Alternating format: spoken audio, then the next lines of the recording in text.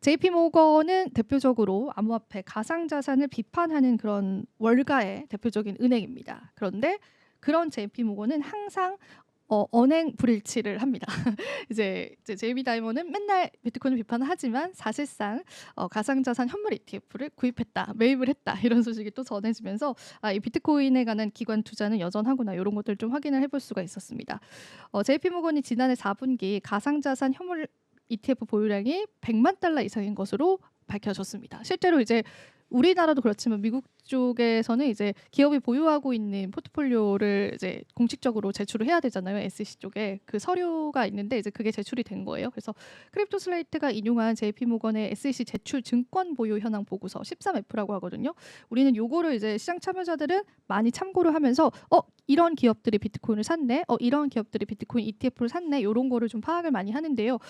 이게 또 다만 후행 지표 예요. 그러니까 얘기를 하자면은 이제 지난 4분기 때 이루어졌던 일이고 뭐 작년에 이루어졌던 일이기 때문에 지금 당장의 수요를 예측을 하기에는 다소 무리가 있는 그런 지표이긴 하지만 그래도 이런 기업과 기관 투자자들은 단기 투자를 대부분 안 하기 때문에 매집을 하고 있구나라는 관점에서 보면 좋을 것 같아요. 그래서 JP모건은 2024년 4분기 기준 100만 달러 상당의 가상자산 현물 ETF를 보유 중이다라고 합니다.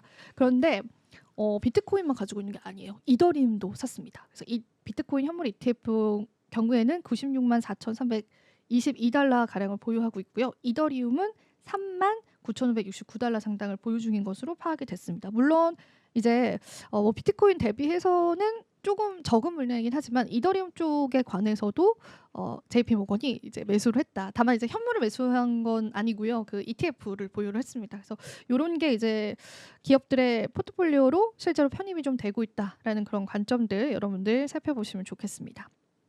요건 재밌어서 가져갔어요. 코인베이스가 인도 시장 재진입 추진을 했어요. 인도 IPO를 추진을 하는데 사실 인도가 14억 인구이고 거기가 이제 굉장히 똑똑하신 분들이 많잖아요. 이제 뭐 빈부격차 굉장히 심하긴 하지만 또 젊은층 인구가 많고 그분들이 대부분 영어를 사용한단 말이에요. 그래서 이제 우리가 개발도상국 중에서 가장 성장 가능성이 폭발적으로 큰 거는 인도이다. 이렇게 보는 시장의 시선이 많은데 이제 코인베이스가 인도 시장 재진입을 추진한다라고 합니다. 버릴 수 없어 인도 시장. 인도 시장을 빨리 선점을 해서 이제 영업이익도 내야 되고 그런 상황인 거죠. 그래서 인도금융정보국 등 당국과의 현지 서비스를 재개하는 방안을 논의 중이다라고 했습니다.